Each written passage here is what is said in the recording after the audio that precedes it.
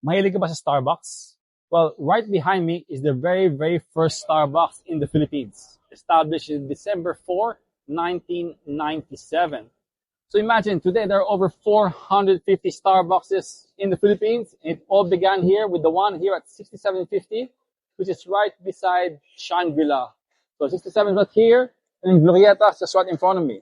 So dati kasi, meeting point namin bago kami gumimik ng Sabado. Kasi dati we had Sabado nights, di ba? So, if we met here, minsan pupunta kami sa zoo, which is in Shangri-La, o hindi, Street Life, or Hard Rock Cafe, Venezia, tapos may Abigis, may Mars, may Faces, sa may likod ng Intercon, may Euphoria, tapos yung BGC nun, kalahib lang yan, di ba? So, may sa isang club, pangalan Fat Willies during the mid-90s. It's a really, really good club.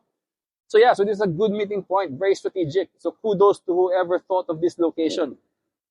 And on a side thought, man, do you guys remember collecting all of these like Starbucks cards? You guys remember this?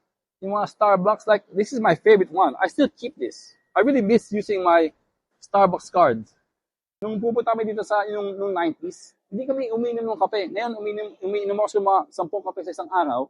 Dati hindi. Dati San Mig lang, tsaka Smirnoff Mule, di ba? So, yung pinopromote ni Ina Raimundo dati sa Sabado nights, San Miguel, so yun yung iniinom namin, di ba? Kasi yun yung uso. Pero we never drank coffee. But today, I don't drink alcohol, but I just drink coffee. So, anyway, just wanted to share. Thanks a lot, guys. Take care. Bye.